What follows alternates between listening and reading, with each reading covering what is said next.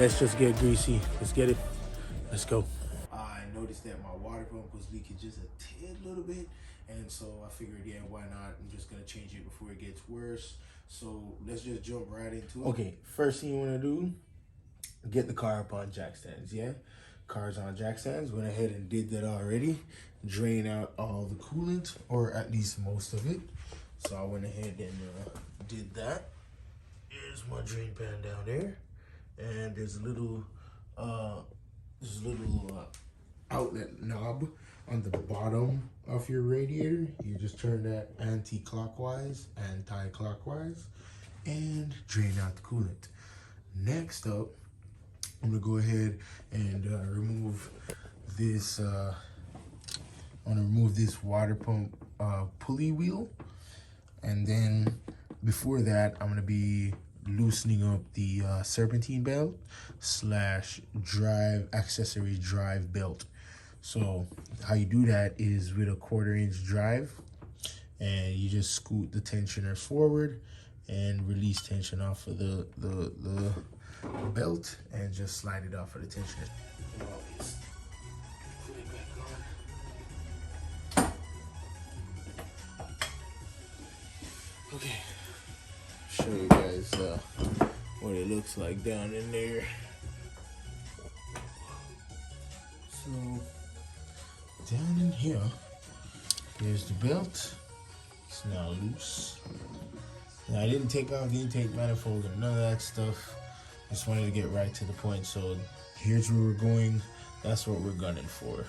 So now that we're able to access the water pump pulley bolts, we're gonna just go ahead and remove these 4 10mm bolts real quick so we can take the pulley off.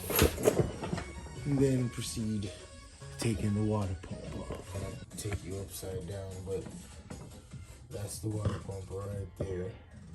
So we're gonna be taking this whole pump off so that we can replace the gasket, clean it up, and just put it back. That's it. Now that we got the water pump off, we're just gonna go ahead and clean this surface real good. We're gonna be removing all these leftover RTV here, and we're gonna do the same for the block side on the engine. We're gonna get that nice and clean as well. We got all our mating surfaces cleaned. Let me show you what it should look like when it's all said and done. I'll get you a view here.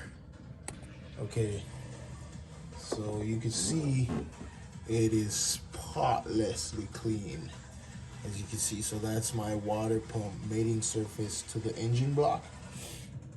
And here's my water pump itself. So you can see the surface is squeaky clean. You want to make sure there's no foreign matter, no gasket residue. Here's a look at the old gasket. I'll just sit you back down over here. I'll give you a look at the old gasket. So here's the old gasket, and this is how it sat on there. So this part was towards the engine block. So if I were to say, if I were looking at it this way, right in this vicinity was where it was leaking, at least from what I could tell. So I'm looking at it and I can see where it definitely worn. I mean, the metal part of the gasket is fine. However, the sticky stuff is not really there anymore. So yeah, this gasket, this was a Molly gasket. I think you could reuse this with some RTV. I'm not gonna do that, but I'm just gonna go ahead and use this one, this Velcro that I got, and as you can see, it's a little bit more thicker in terms of the sealant material that is made up of this gasket. So I'm gonna use it. As you can see, this has some more sealing agents, which is this blue stuff all around the gasket. So there it is. I just coated the surface of the water pump with RTV. I'm just gonna go around the inner edge of the pump to kind of take out any residue, because once this compresses, I don't want it to leave any residue inside of the pump itself. And that can happen just like that. Just let that set for a little bit. And put the gasket on there. Let that set with it as well. Put some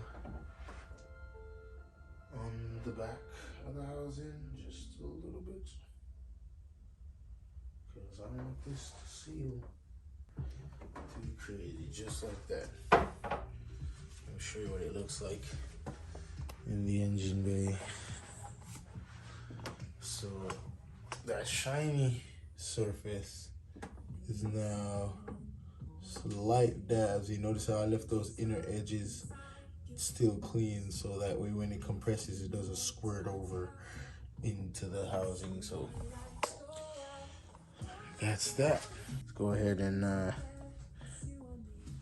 assemble the install the pump to the housing rather. So let's do that.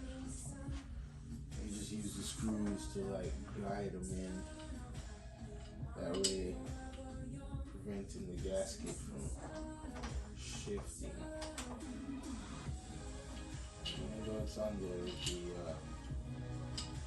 but still. So I'm just gonna put 2 screws in it for now. So let's go ahead and torque them down. Show you once again what it looks like with the pump now back in place. So if you can see that, that's the pump there.